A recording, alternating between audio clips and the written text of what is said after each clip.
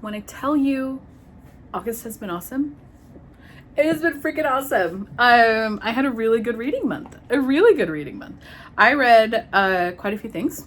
I don't have any stats up because I didn't prepare for this. I filmed something else and then I figured why not do this. I still have like tomorrow is technically the last day of August, but I'm not going to be finishing anything in that day. If I do read any like comics or manga or anything, I'm just going to count it for September.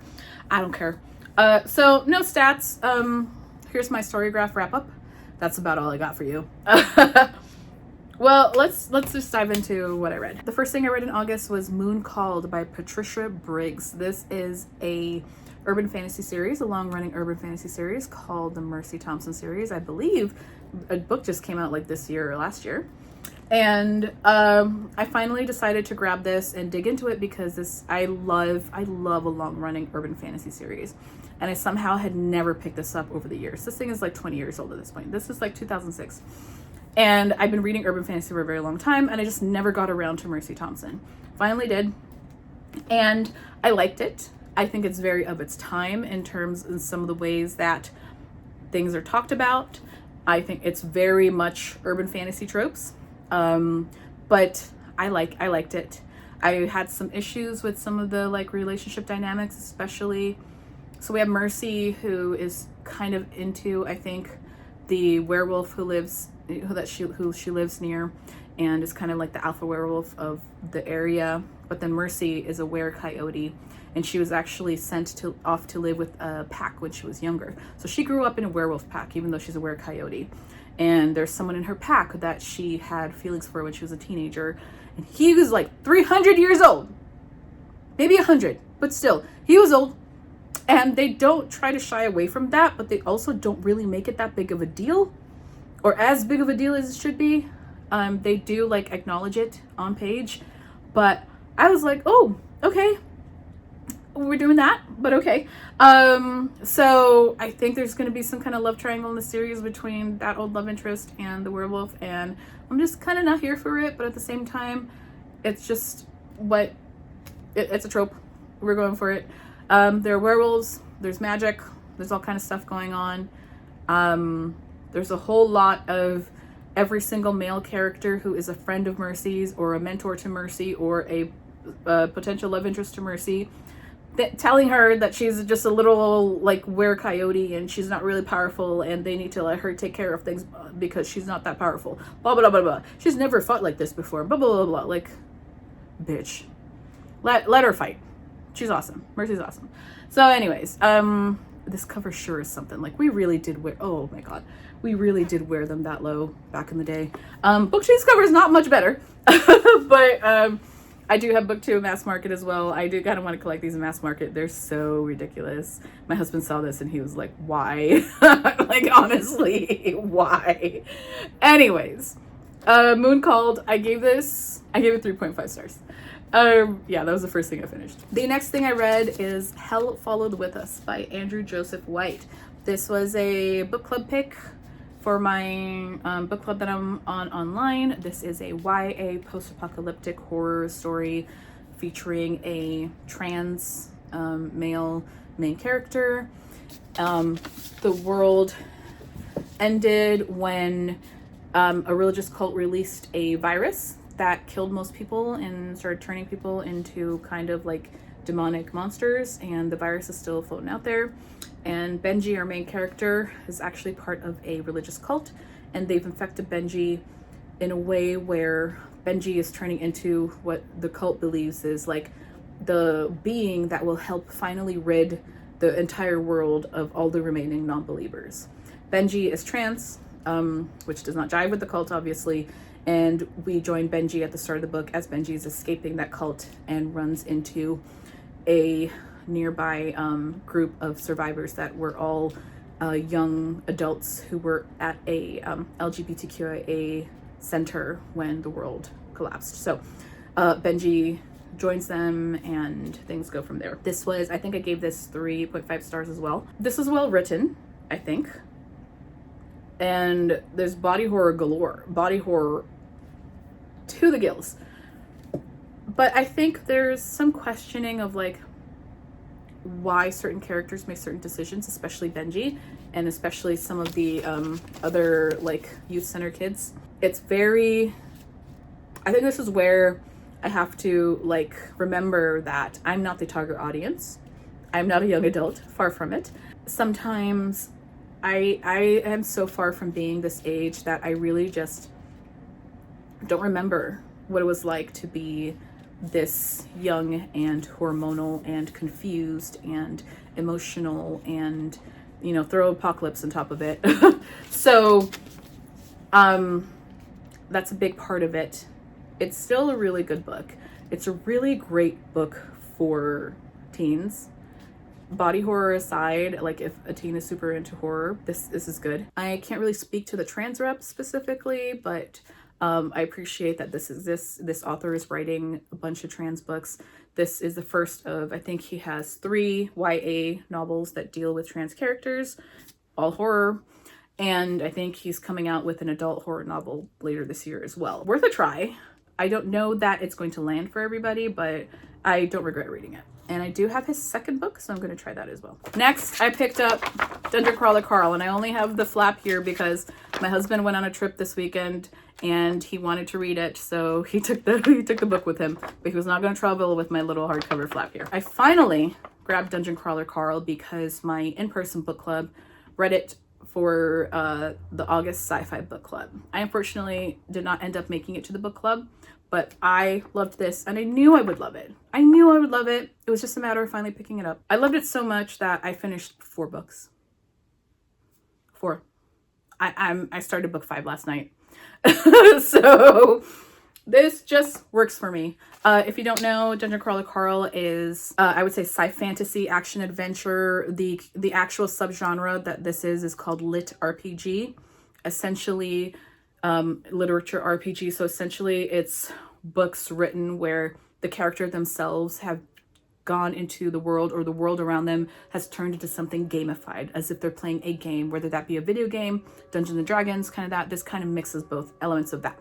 So in this one, aliens come to Earth and they flatten every standing structure. Anything that has a roof on it, it's flattened. Everyone in there dies. And then everyone who's outside of a standing structure survives. And then the world opens up and there are tunnels into these dungeons. It's a massive world dungeon. And the choice is to go into the dungeons and try to survive the dungeons and make it out, or you're left on the surface, you're left to learn, you're probably going to die. So Carl goes into the dungeon. He ends up going down with his girlfriend's cat, Princess Donut. Princess Donut is the best.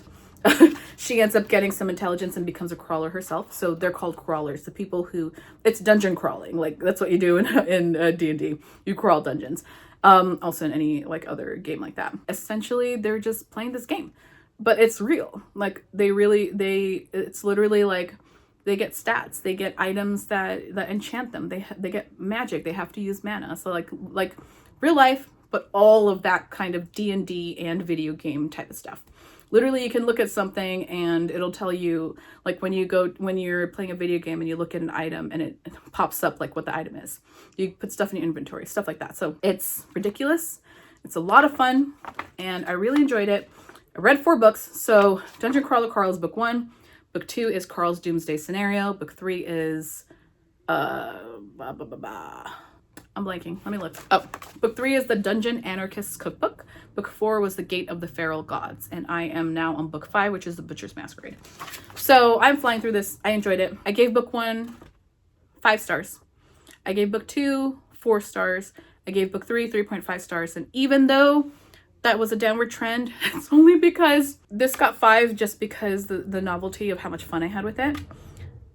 Essentially, this is really like a 4-star series for me, but 5 because I just had so much fun. And book 3 got 3.5 because the whole concept of the level that they were on with the trains, I could not understand it, and I'm so glad that most people don't. I think Dinniman even wrote into the book itself. It's like, no one understands what's happening with the trains, just go with it. And like, cool, okay, yeah, I'll just go with it, but I still couldn't fucking understand a goddamn thing about the trains and how the layout was and stuff like that. Carl would be talking about this line and the named line, and the train goes to the abyss, and then you portal back to here. And I was just like, I have no idea what's going on. I'm just going with it. So it did kind of like kill a little bit of my excitement for book 3 a little bit, but I still gave it 3.5 stars. And then book 4 got 4 stars because that was more straightforward, a lot of fun. So yeah, that I'm gonna be done with this next month. I'm gonna be done with this in September. Like, I already know it. I did have to give myself a rule that I cannot be reading these on weekdays because I read before bed and I stay up way too fucking late to keep reading. So no Dungeon Crawler Carl during the weekdays. We'll see if I stick to that.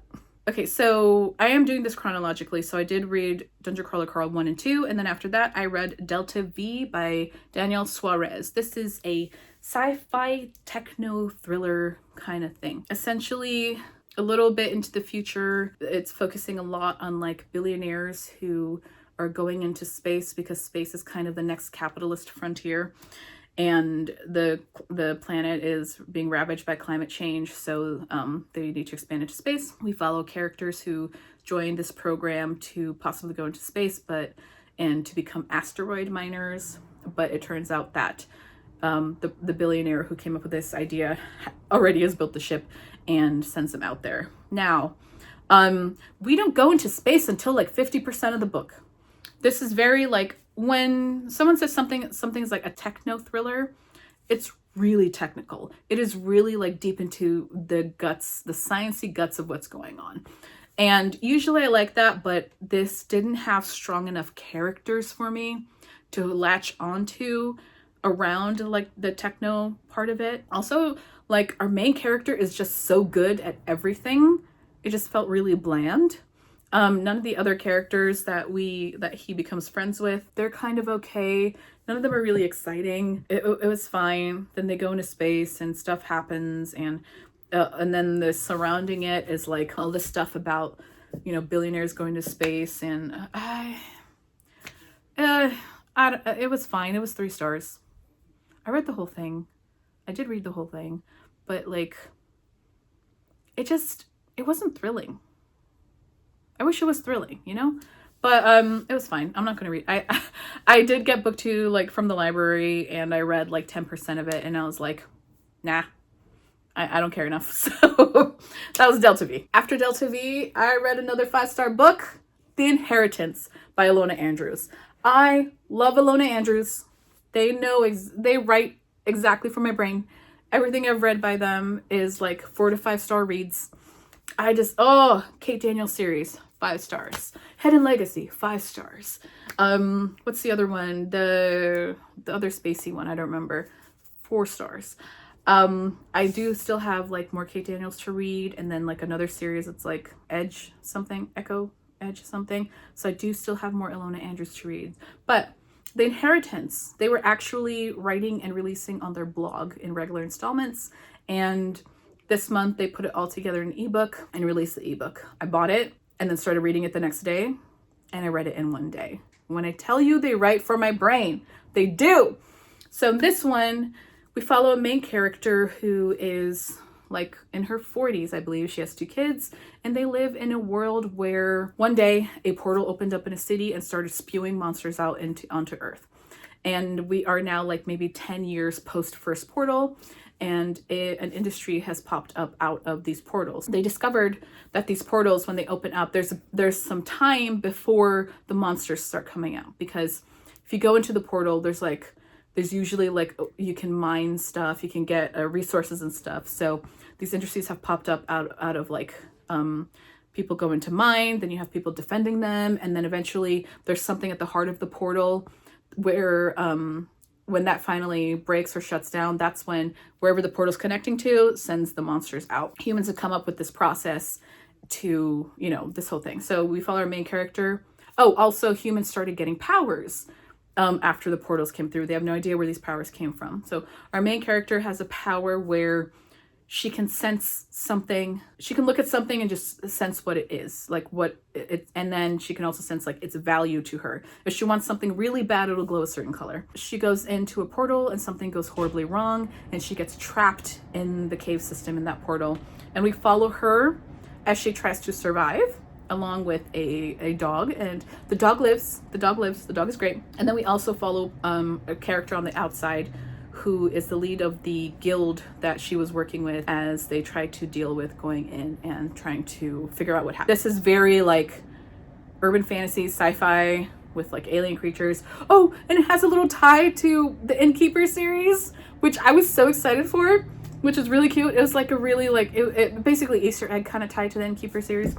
But it's obviously not the same Earth that the Innkeeper series is, because the Innkeeper Earth does not have alien portals and shit. So curious. But yeah, I enjoyed it. I read it in a day. 5 stars. I don't know what else to say about an Ilona Andrews book. It works for me. Next I read another massive tome, another 5-star book. This is The Wall of Storms by Ken Liu. This is book 2 in the Dandelion Dynasty series. I read The Grace of Kings a few years ago. I tried Wall of Storms shortly after that, and I was just not feeling it, so I put it down. Finally picked it up again, and I blew through this 800-page book. It's so good. It's fucking epic. The Dandelion Dynasty, essentially silk punk epic fantasy, very Chinese-inspired fantasy. There's political machinations. There's people from across the sea who are coming in to raid, and we follow a lot of great characters, like the children of the main character from the first book. We follow them as they're growing and coming into being the children of a very important character. Just so much going on here. And there's just, I just can't, there's so much going on here. Like, it's just truly epic. And when you say epic fantasy, epic in all scopes.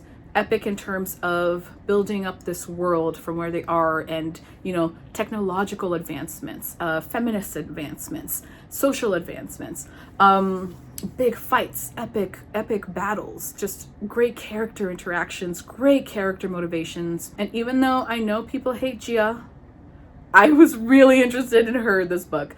I can see why people hate her, and I was kind of like side-eyeing her a lot too, but I could also see why she was doing what she was doing. So it's just so good all around. It's so good. I cried quite a few times because this is epic, and Ken Liu does not shy away from killing characters you love. I'm just gonna say that. It was good. It was so good. I am so excited to read the next 2 books in this series. So, Wall of Storms, 5 stars. How many 5 stars is that? That's a lot of 5 stars. And honestly, my 5-star ratings have been pretty dire this year, so having so many this month has been fantastic. Okay, after that I read book 3 in Dungeon Crawler Carl. And then I read On Starlit Shores by Bex Glendining. This I actually got as an e-arc from NetGalley, so thank you to NetGalley and the publisher, who I believe is Abrams, so thank you to them.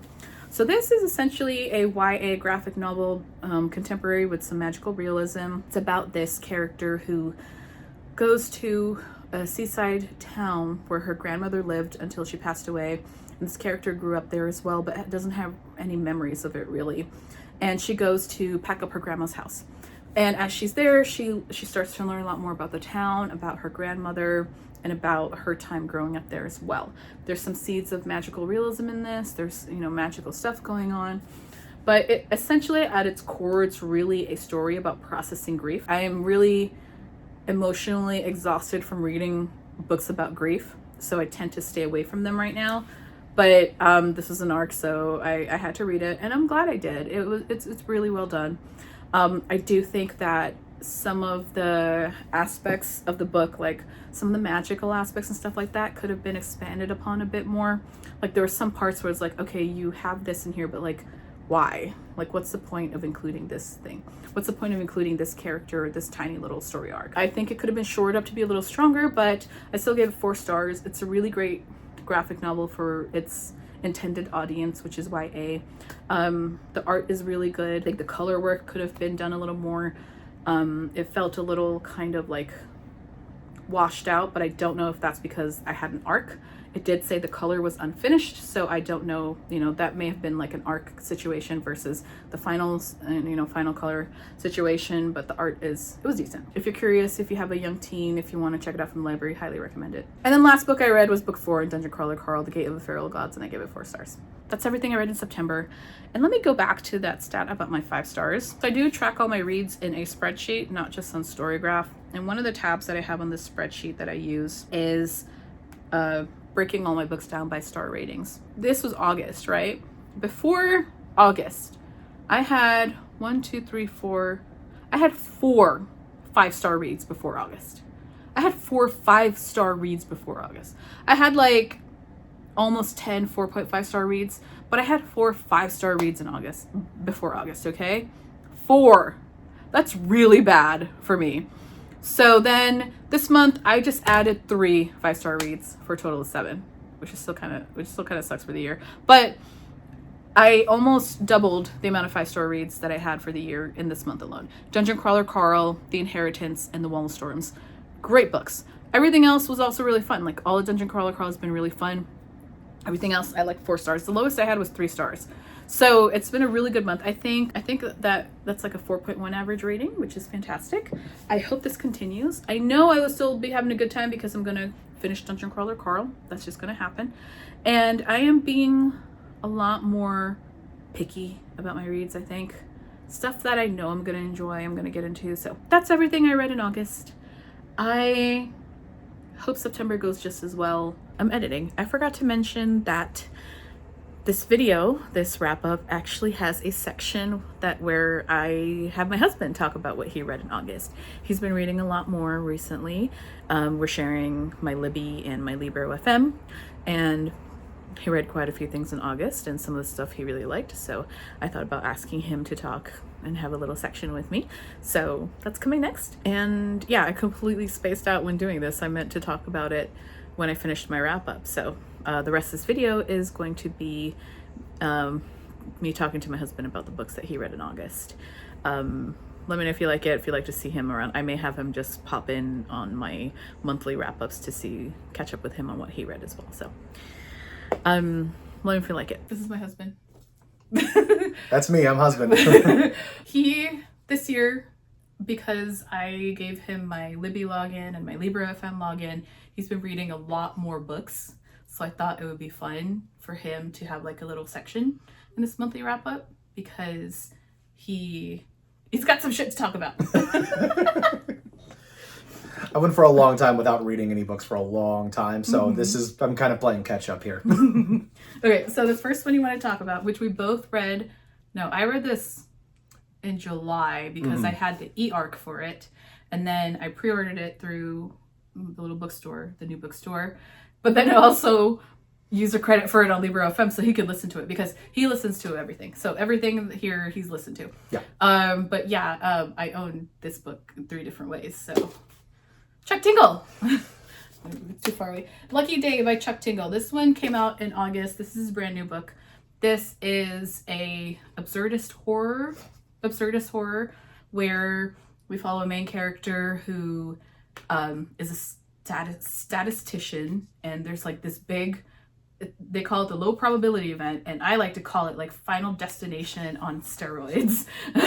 Like just absurd freaking Final Destination shit going on. And then some years passed and the world is moving on, but she is stuck in this kind of like existential, who am I, do I even exist kind of thing. Or not do I exist, it's what is the purpose of what's the purpose of existence, because her whole thing is that it's like she bases her life on statistics and probability and like the likelihood of things happening, and then one day everything that shouldn't happen happens, so then it's like, well, my whole life is a lie, is kind of where she's coming from. And then the thing her mom says to her right before they have that whole event also like makes her spiral before it even starts. You said you liked this. I did like it a lot. What star rating would you give it out of 5? I'd probably still give this like a 4 out of 5. It's of the Chuck Tinglers that I've read, of like his horror stories that I've read. I don't know if we'd call this a Tingler. It's not a Tingler. I don't think he'd call it. They'd call it a Tingler. What should we call it? It's the horror. One of the horror. It's one of Chuck Tingle's like horror books, yeah. but like it's third out of all the ones I've read from him, but in that way that like third at the Olympics. Yeah, like it's still really agree. good. It's not a bad book. It's still a good book. Then how would you rate the other two? The Camp Damascus is my first place, and then Bury Your Gaze is second. I agree. And then this one's definitely third. I agree. But it's also like for me, Camp Damascus and Bury Your Gaze were like 5 stars. Yes. Like Bury Your Gaze is like 4.75 because Camp Damascus is 5. Yeah. And this was 4. I still give Bury Your Gaze a 5 just for like what it was doing. It's such an experimental book, like the way that it was written. Yeah. This book. Yeah. What did you feel about it? How did you? I really dug it. The themes of bi erasure, like really hit me really well. Just the way that it was handled, including what I really liked was including a character who is, she has this, I forget the character's name, but like a confidant who she rolls with, the agent that she runs around with. Agent Lane, who is revealed to be gay in the book, but also still engages in bi erasure as well. Yeah, he does. Because to me, it's such a big thing to point out to, just like this also comes from the community itself. So I really appreciated that. The way that stuff rolls out is wild. This is probably the most. I'd say the most absurd. The most absurd he's ever gone. This is the like. I'm not kidding when it's like think Final Destination run through like a fucking like circus funhouse. This is like if Jordan Peele did Final Destination. Like, because it's so bizarre and wild. Like, this is his Nope. It is! Yeah. Just like how bizarre it is and just like going for it. Yeah. Like, that's a good one. Yeah. I liked how the horror was revealed, but I think for me, like, everything that wasn't about Vera and her journey, like the main character Vera and her journey, kind of took a backseat. So that's why I gave it 4 stars. Yeah, I see that. Like I didn't quite connect with a lot of what was going on, and I didn't quite connect with the stuff that was happening, but I connected with how she was reacting to it and how it informed her character journey. I would agree with that. Like all of his books are very like the character is like the primary focus, and everything else is sort of happening around them. This one felt more than the others. It felt like that more than the others. I think that because like this was such a global thing that happened, like putting that on the background made it feel a little bit more weird at a certain point. You know what I mean? This did get weird. Yeah, it does get very weird. It got weird and funky. But this is very indicative of what this book is about. Like it's crazy. And actually, I did kind of just want to show off the book. It's really cool. It's a and cool then book. the green. I don't know if you saw the green, babe. Ooh, that's pretty. Green, and then the pink foil for that. So. That is really pretty. So yeah, I do own physical, audio, the e-arc that the publisher sent me, and then Bury Your Gaze. Only have the one copy. Yeah. Only have the one copy. And then I have 2 copies of Camp Damascus because I had one and I forgot to take it with me when I went to Comic-Con when I met him, so I bought another copy that he signed. So, like, we're Tingle fans. Big fans. Big fans me. in this house. Okay, what's the next book you want to talk about? The next one I want to talk about was, we can do that one next. I read a collection of short stories from Paul Tremblay called The Beast You Are. Did you finish it? I did not finish Okay. it. Because in the like 12 stories that I listened to, and I also did the audiobook, which it wasn't the best audiobook recording. A lot of, you've mentioned this before, a lot of reading just like through sentences without stopping. Yeah. And just like, it's a problem. And just like, no like change in tone for some of the stories was, Of like I think I've read like 8 stories, or like 8 or 9 stories in the whole thing. And I really only liked one of like the 8 or 9 that I read through. So how far was that in the audiobook? Like what percentage then? I think like maybe like 30% of the way through like the overall book. So I had a lot more to go through too. And there was only one and they all started like to kind of feel the same after a certain point. And to be fair, this was definitely a collection of like just all of his short stories that he's like written over his career. It wasn't like when like I didn't know that. This wasn't like curated. No, because they mentioned like this was originally published in this magazine from going way back. And this wasn't like when like Stephen King like sat down to write like an anthology series of shorts. This was just like a collection of them. So that would also explain like maybe some of them weren't as like... Because they're maybe earlier works or... A lot of them were earlier works, for sure. Based off the one that I really liked, I get why he's a popular author, but I want to read one of his books just so I can know like, okay, do I like, if anything, do I like this guy? I think, okay, so Ashley, I know you're watching.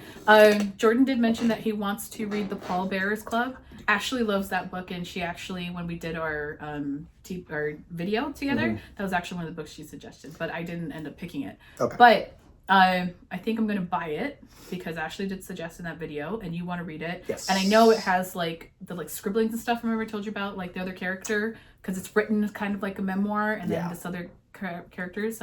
So Ashley, we're going to read it. Maybe we'll vlog it just for you. Yeah. But if anybody has any suggestions other than Paul Bearer's Club, like another Tremblay book to read, for him to read, to experience like Paul Tremblay at his best. Did Paul Tremblay wrote Cabin at the End of the World? Yes. And you liked that movie. Maybe that... I dug the movie a lot. And I'm interested to read the book to see. Maybe that book. Yeah. But yeah, if any other suggestions, we'll welcome it. But I think we are going to read Paul Bearer's Club for sure. That's all for you, Ashley. Okay. What do you want to talk about next? The next one off of your recommendation, I read Immortal Beloved by... Not just my recommendation. By Kate Tiernan. So... What was it you said? Okay. You recommended it to me. I didn't recommend... Jordan said he wanted to read something out of like my favorite shelf that I really loved. He wanted to try it. And I was talking about stuff and I explained this one. He's like, I want to read that one. And I was like, what? Because Immortal Beloved, if you don't know, I have talked about it a couple of times. This is like literally... one of my favorite books of all time. This series is one of my favorite series of all time. I will not hear any negativity about it. I cannot. Like, I can hear negativity about literally every other book that I love. Lord of the Rings, you can shit on it if you want. Cloud Atlas, people shit on all the time. Like, I understand. But this one is just that one where I'm like, I'm so attached to it for no reason that I can discern whatsoever. I don't know why I imprinted on this. But... I got about halfway through the book and had a couple of things that I was like, I had some issues with this, and she got very defensive. But this is literally Immortal Beloved by Kate Tiernan. You can't really see it here. This, I'm just going to put a picture up. It's literally one of my favorite books of all time. I've probably read it about 10, 15 times. So Jordan got the audio, and he read it. And he didn't hate it. I said I liked it. So what star rating would you give it? This one for me would probably be like 3.75, like or like a 4. Okay. Yeah. That's good. Yeah. That's good, especially for like what it is. It is a 2010 paranormal book.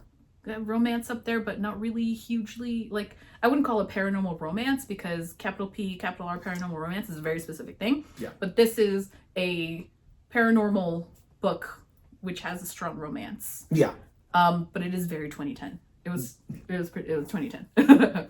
So this is a story all about how this is a story about a girl, main character, Nastasia, who is an immortal and she's just kind of bopping about in life, and her best friend does something horrible and it kind of snaps her out of her like ennui, and she realizes that she has just been coasting and not really paying attention to anything she's doing. She hasn't really been living. So she goes to basically what is like immortal rehab, and goes to live off the land and learn to be in tune with her body and in tune with her magic and stuff. So that's basically the story. And there is kind of an underlying plot of her best friend trying to find her, because she does just dip, like completely disappears. So he is trying to find her. But essentially it's the story of Nastasia learning to be human again and be in touch with her immortal side. Yeah. So yeah, that's basically it. Yeah. And you said you liked it, but like... I did like it. It is very YA, like in a very... we would call this new adult. They tried to create this new adult category from like 2005 to 2015. It didn't really stick. Some of us still do think about it, but this is like new adult. So it is like college age. Got you. Okay, yeah. Makes sense. Like 18 to 25. I would see this book, I could actually see this being a really, really good read for somebody first getting into college. Yeah. Because this kind of tracks as like somebody who kind of like loses their way like a couple years into college and has to like find their route back. Yeah. So I could see this actually being a good read for somebody like early, like her first couple of years in college. Yeah. I did like, and when she says like her best friend does something, no spoilers, but her best friend does something bad at the beginning of the book, it's like the first 12 pages. Yeah, it's the first chapter. This book dives in fast. It jumps in fast, which I do like, because I have issues with books that like give me too much introduction at the beginning and try to build the world a little bit too much around it. This one, it really kind of like unravels the world as the book goes. Yeah. Which at first I wasn't a fan of, but as I kept reading, I actually like really appreciated that like we're keeping the plot moving and then we're filling in the gaps as we go. But yeah, I really liked it. I'm gonna see if I'm gonna keep going with the. I think you said you wouldn't, which is okay. I said I wouldn't. You can say you but won't. I keep going back and forth because I'm also like I'm curious still. I'm still a little curious about like what happens next because it doesn't quite wrap things up at the end of the first book. It has I really like the ending too. Like, it was a really and cool ending. It does expand on the world a little bit more. I think you said for a while it was just like we're just watching her putz around. That was how I put it. It was just like just watching her putz around. It's like this whole thing about like immortals and magic and like kingdoms that have fallen and others that have risen and like these powers that can like be destroyed and passed around. And I'm just kind of watching this lady pitter about on this like farm basically. Yeah. She hates every second of it. Yeah. So Immortal Beloved. I loved it. I liked it. Sorry. Yeah. So I like these covers a lot more than like because that's kind of her on the cover. So yeah. Okay. What next? I just finished How to Survive a Horror Story by Mallory Arnold. This one probably gonna be my lowest score for this. It's probably like a 3. Okay. It's probably like a 3. So the whole idea is that this I'm going to be terrible at names because I'm terrible on them in general. But this very well-renowned, very popular author recently passed away, and he's invited these 4 guests over to his manor in order for a reading of the will, is how it's presented there. Turns out this manor that they're all in has a lot more going on to it. They end up trapped in it, and they all basically has to like treat it like a giant like escape room in order to make out, or else they will die. It's kind of like the whole. So like Agatha Christie, but the house is like actually going to kill you. Yeah, the house itself is haunted and like alive, and like there's a lot going on there. How with to that. Survive a Haunted House? Like, yeah, literally the name. Yeah, and when all the people he invites over are also like well-known horror authors within like different like sections of horror in and of itself. Like this one was really fun, but we talked about it a little bit yesterday, but it's just like it was. I feel like it definitely had like a plan at the end of the book, but it just kept like trying to like force certain chapters into like fitting into like making sure it went in that particular direction. Like you could see the writing. I could kind of see the writing happening, and even like the big reveal at the end, it was just kind of like, oh, okay. Like there was an initial moment when like the reveal started to happen, and I was like, oh, this could actually be really cool depending on how they want to roll this out. But then it just kind of like fell flat because it didn't have as much of like an impact as I was going to. And something I realized today too was that the book jumps back and forth between character perspectives. Yeah. Between like all the people who are trapped in the house, like first person for everybody basically. Yeah. Which is fine, but there's one person who gets invited who's very clearly meant to be like the main character. And when you do it that way, but you're still meant to have like this one person that's supposed to be like kind of like kind of like the eyes of like your reader at a certain point. Right. It kind of doesn't give you much from their perspective. So when they start, especially for like the character of Helen, I think is her name. You could just put it up if I'm wrong. For like her, it's like, especially when you start out where it's like, well, she's not a very strong-willed person. She's very meek and mild, to where then a few chapters later, all of a sudden she's making all these choices and being very decisive and kind of being the leader of the group. It just feels very sudden. And even like, even when the other characters are commenting on something in the book, you're like, yeah, I'm kind of with you. Like, where has this person been the last like 8 chapters? Like, what happened? Okay. Super fun. I don't like regret reading it. It just, I think another draft or 2 might have been a good idea. Yeah. A little bit more planning. Okay. All right. Then you said one more book, and this you wanted to end on your favorite that you read this month. Yeah, because I pulled this one out of thin air, basically. Yeah, I was surprised when I saw it. Yeah, this is The Lost Village by Camilla Sten. Yeah, I literally just went to I needed a book to read, and I went to Libby and just like searched available horror and audiobooks. Yeah. And I saw this one, and I was like, it was available, which is sort of like it's kind of a rush out if that's going to work out well for you or not. So what is this one about? So this one is about a small, low-budget documentary film crew that goes to a village in Sweden, I think. I think she's Swedish, yeah. Yeah, in which like the lore around it is that just one day, all the people in the village, and this isn't super spoiler. This is revealed in the first like few pages of the book. So.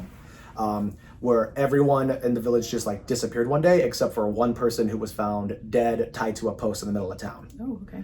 Yeah, and they're going there in like a very Blair Witch-esque way to like try to figure out like what happened there, and it's really cool because within it they managed to get in like it's generally a really cool, creepy, well-written book, But the author also manages to like have commentary in there about like mental health and how like people with mental health issues have been demonized for ages upon ages, but also some discussion about like the labor that is involved with helping care for somebody with mental health issues, and discussions about like when you're dealing with somebody who doesn't want to help themselves help themselves out with that stuff. There's some commentary too about like the sort of like, I don't know other words for it, but like the burden that could kind of be on like the loved ones around you and stuff like that. Yeah. But throughout just like a really well written, like cool narrative that manages. While it's also doing like a Blair Witch documentary kind of thing. The reason why I picked it up was because I saw somebody described it as like the Blair Witch meets Midnight Mass. Because there's like occult aspects to this thing as well. Yeah. I can from what you described, I can kind of see like that. It was, of all the 4 books I've read this month, it was my favorite one. This is a 5, and I can't believe like more people don't know about it because it's a really good book. I think Camilla Sten is kind of known in like thriller circles. Got you. So thriller horror circles, like people know about Camilla Sten. Okay. She's not like super popular, but like she has like a steadily rising. So like I've heard of her because I've been interested in reading her books, but she's not like super breakout popular, but like she has steady like popularity. Okay, so Jordan read 5 books in August. 4 books. 4, and he DNF'd one. Yeah, 4 and 1. I didn't finish the Tremblay one. Yeah, and your favorite was The Lost Village. The Lost Village for sure. by Camilla Sten. That's my 5. That's my 5 out of 5 Lucky for sure. Day by Chuck Tingle. Lucky Day is definitely next. Did you say Immortal Beloved or the other one? Immortal Beloved would definitely be my 3rd. And then How to Survive. And then How to Survive a Horror Story. Yay. Yeah. With Paul Tremblay being the loser, and then, unfortunately. What are you going to read next? Oh, next. So you're getting on a plane tomorrow. Yeah, I'm getting on a plane tomorrow. So next I'm going to take, I believe it's the first book in the Dungeon Crawler series. Dungeon Crawler Carl, book 1 by Matt Dinniman. Yes. I just finished book 4. He's taking book 1 with him. Yeah. And then he's also taking The Devils by Joe Abercrombie. Yeah. Which I enjoyed. And I think you're going to enjoy. I hope so. I'm bringing both just in case I happen to burn through the Dungeon Crawler one quick. Because if I get locked into a book, I'll be like, I'm going to finish this today. It's a very... And Minnesota's what, like 3.5 hours? It's like a 3.5 hour flight, yeah. Yeah, so yeah, you'll burn through a lot of it. It's very easy read. Yeah, but I read like slower than I like audio read. Yeah. So. But yeah. And we can't get Dungeon Crawler Carl on audio because it's Audible. Maybe your dad will let you log into his Audible. He's not going to do that. His dad actually told us to read Dungeon Crawler Carl yes, this was his months recommendation. ago, actually. Apparently the Dungeon Crawler Carl audiobooks are really good, though. Like, That's what I've really heard. good. That's what I've heard. So, I don't know, but it's Audible. Yeah, it's Audible. It's a pain in the ass. It's fine. I'm good with reading the book. Okay, but yeah, that is what Jordan read in August. And I will have my other proper wrap up as well, not looking like I'm in the middle of my night routine. Let us know what you thought about what Jordan read. Okay, bye. As always, thank you for watching, and I will catch you next time.